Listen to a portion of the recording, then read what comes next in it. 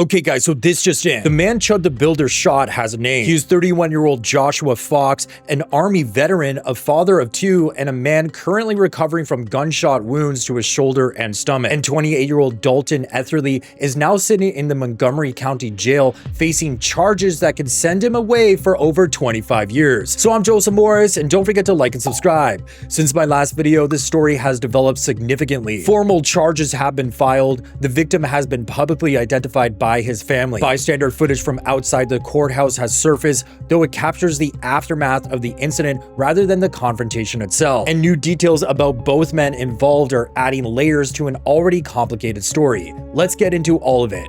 First, the charges. Dalton has been formally charged with attempted criminal homicide, employing a firearm during a dangerous felony, aggravated assault, and reckless endangerment with a deadly weapon. He is being held at the Montgomery County Jail and is awaiting an arraignment hearing, at which point a bond amount will be set. No arraignment date has been announced as of this video. The combined charges put him at facing over 25 years in prison. Now let's talk about Joshua Fox, because his family came forward to identify him and the details matter. Joshua is a 31-year-old disabled Army veteran. His family says he suffers from PTSD and other medical conditions. He was shot in the shoulder and the stomach and was airlifted by life flight helicopter to Vanderbilt University Medical Center in Nashville. As of Wednesday evening, he was in stable condition. His family confirmed he is a father of two. The fact that Joshua is a veteran with PTSD is significant because, according to Dalton's own account from his live stream, Joshua told him he had PTSD during the confrontation. Dalton recalled Joshua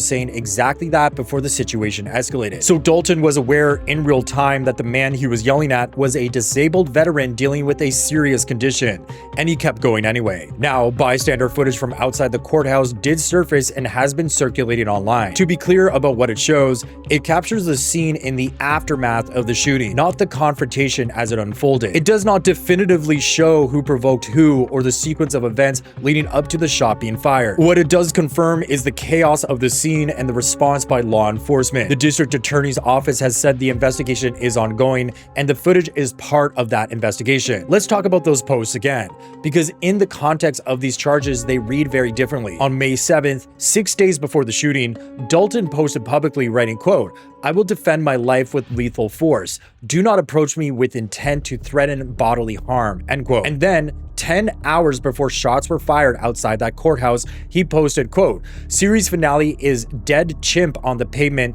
and you monkeys rioting when I walk free. Stay tuned," end quote. Prosecutors are going to look at those posts. Defense attorneys are going to have a very hard time explaining them away. And then there's something Dalton said during his live stream that didn't get as much attention as it should have. While speaking to first responders, Dalton offered a theory about why he was being confronted in the first place. He said, quote, "They're all publicly saying if y'all assault this guy, we'll make you rich," end quote. He was essentially suggesting that wealthy people were paying strangers to attack him. No evidence has been presented to support that claim, and it raises serious questions about Dalton's grip on what was actually happening around him that day. Now here's where the story gets complicated, and I want to be straightforward about this because it matters. Joshua Fox is not without his own legal history. In April 2024, officers in Clarksville responded to a domestic incident at a Tower Drive apartment involving Joshua. According to reports at the time, his wife told officers that Joshua was upset over a vehicle and that during the argument,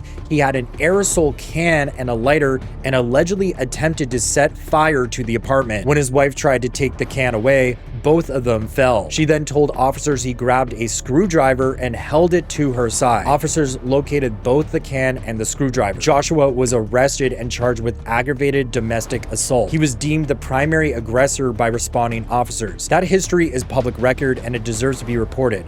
But here's the thing.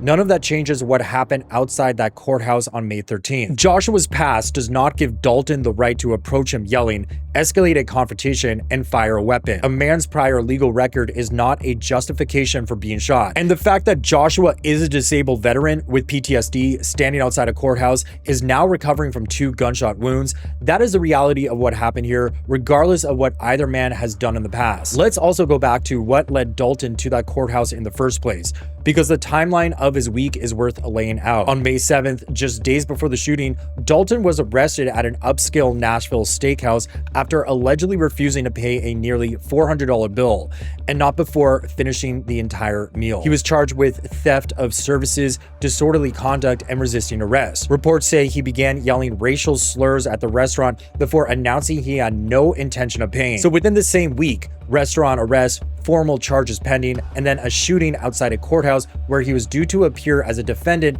in a separate civil case over $3,300 in unpaid debt. Claire Martin, who works in an attorney's office across the street from the courthouse, put it plainly, saying, quote, "He is well known in Clarksville for antagonizing people to see what he can get them to do," end quote. She added that he's not a contributing member of society. Claire didn't witness the confrontation, but she saw the aftermath, and she noted that Joshua waved at bystanders watching as he was loaded into the ambulance. He had just been shot twice, and he waved. Montgomery County Sheriff John Fuson addressed the community following the charges, saying, quote, "It's unfortunate that incidents like this are happening in our community.